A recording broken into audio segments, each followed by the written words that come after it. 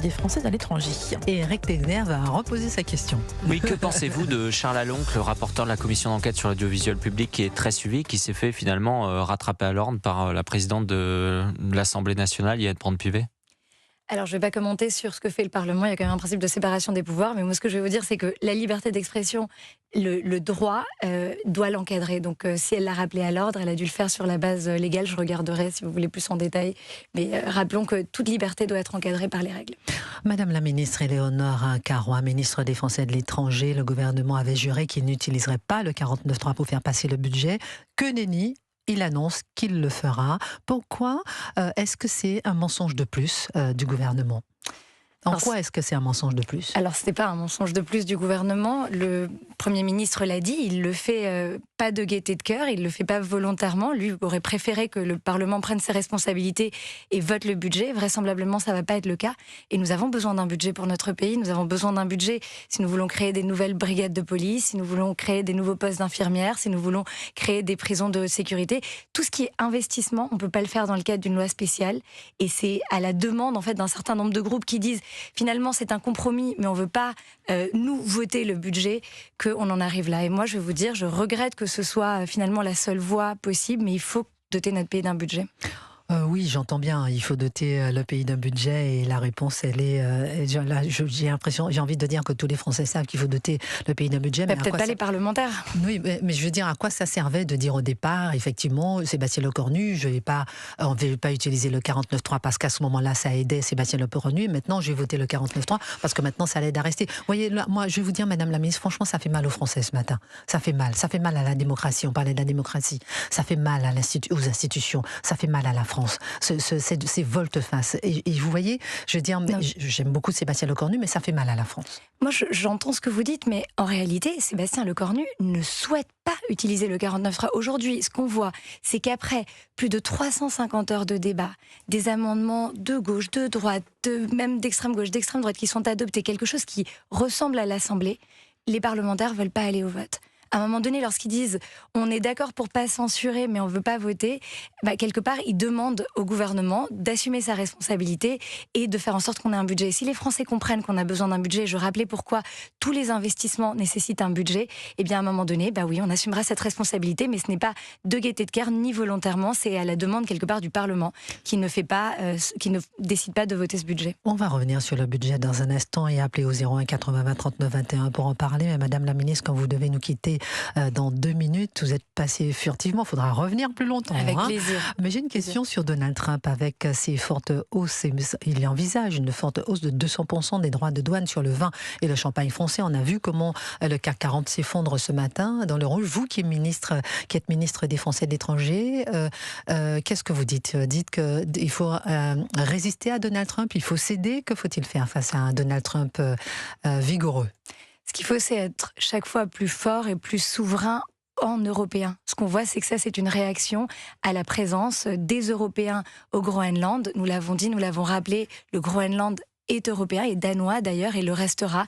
Et donc sa réponse montre bien à quel point lorsque les Européens agissent de concert, ça provoque des réactions. Et je pense que la seule réponse, c'est plus de souveraineté européenne, plus d'indépendance, et puis ça va sur tous les plans, sur le plan économique, sur le plan militaire. Il faut que nous puissions répondre en européen. Et Éléonore Carrois, comment vous réagissez face au dévoilement des SMS par Donald Trump, des SMS d'Emmanuel Macron ?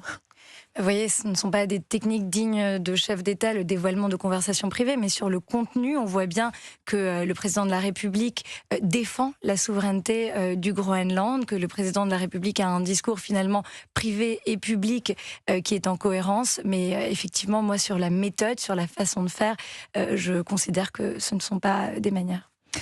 Elle doit nous quitter, mais Eric Tegner, Gabriel Cluzel, deux questions. Non, c'était simplement, vous disiez que c'était pas une méthode de montrer des conversations privées, mais j'ai souvenir qu'il y avait eu une émission qui avait montré des échanges entre Emmanuel Macron et Vladimir Poutine, et du reste, ça avait fait beaucoup de bruit. Documentaire sur France 5. Exactement, c'est ça. Mais ce n'est pas un chef de l'État qui dévoile une conversation privée. C'était du côté Il a d'Emmanuel laissé Macron. les caméras rentrer à et ça l'intérieur. n'avait pas plu du tout, je crois, Vladimir Poutine, autant que je me souvienne. Donc, moi, je ne suis pas l'avocate de Vladimir Poutine. non, mais personne n'est l'avocat l'avocat de Vladimir Poutine, mais vous disiez que c'était pas une méthode de montrer des conversations privées. Je vous donne mon avis. En tout cas, je montre pas les conversations privées. Si vous m'écrivez, je peux vous garantir, je vais pas les publier.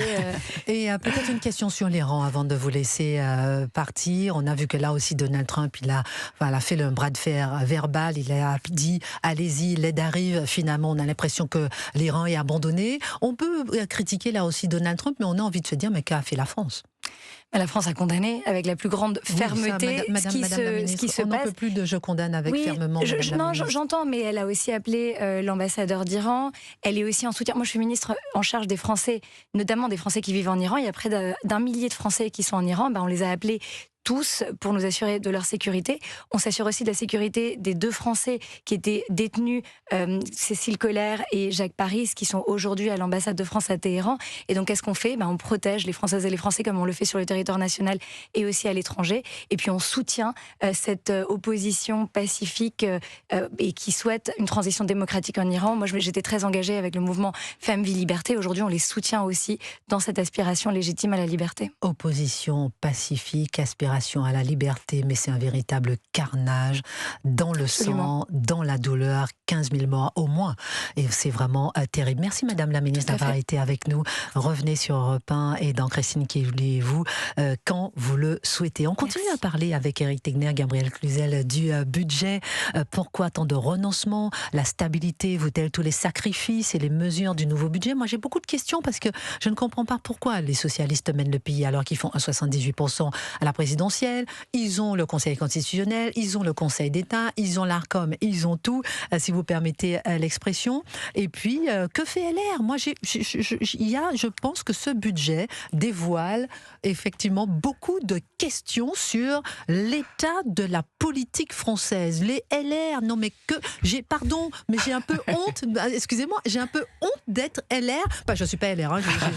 Révélation, scoop. Non, je ne suis pas LR, mais j'aurais honte d'être LR. Je serais un LR, j'aurais honte d'être LR aujourd'hui, d'avoir laissé passer tous les budgets macronistes. C'est-à-dire que vous votez LR, vous êtes macroniste. Alors attendez, je vais avoir Michael qui nous appelle de Paris. Ensuite, je vous donne la parole à Gabriel Cluzel et Éric Tegner. Bonjour Michael. Bonjour Christine, bonjour à tous. Bonjour Michael. Bonjour Gabriel. Alors le gouvernement sur cette volte-face, on ne votera pas le 49.3. On va voter le 49.3. Mais oui, on vote pas le 49.3, mais on le vote quand même. Alors quand j'entends la ministre qui essaie de se dépaître des questions de vos chroniqueurs remarquables sur le plateau, j'ai envie de dire, mais de qui se moque-t-on? À ce moment-là, on ne dit rien. On se tait, on dit, on verra. Quand j'entends Laurent Wauquiez qui dit ligne rouge en cas de hausse d'impôts, nous ne votons pas, on vote quand même.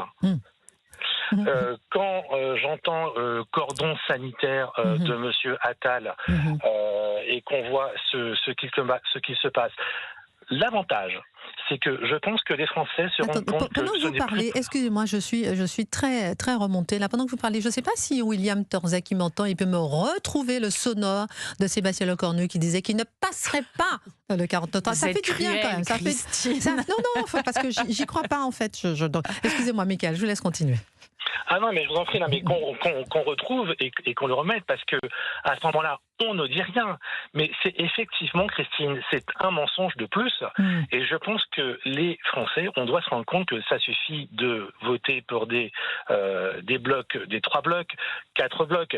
Il faut vraiment un vote utile, mais que ce soit de LFI, que ce soit de LR, que ce soit du RN, que ce soit socialiste, mais il faut arrêter de se disperser. Entre nous, les Français sont les dindons de la farce. Ils sont là, on n'appelle pas au vote. Ils sont là, on est en train de regarder, d'assister à un spectacle entre donnons toute la parole et les chances au Parlement. Et finalement, le Parlement se maintient, tout le monde se maintient, tout le monde se regarde en chien de faïence et les Français sont là en train d'observer un spectacle déplorable. Restez avec nous, Michael, Éric Tegner, sur Europe 1. Mais moi, j'aurais pas seulement honte d'être adhérent LR, mais d'être également macroniste, parce que c'est pas un budget macroniste, c'est un budget socialiste. Vous savez, Emmanuel Macron, il y a une seule chose qu'on peut lui concéder, c'est qu'il a essayé de faire une politique de l'offre depuis qu'il est arrivé en 2017. Mais là, il a tout lâché, il a lâché la rampe. C'est-à-dire, on se retrouve quand même dans ce budget, qu'est-ce qui était ajouté au dernier moment, le repas à 1 € pour tous les étudiants. Tiens, pourquoi ils n'ont pas fait le repas gratuit tant qu'on y est?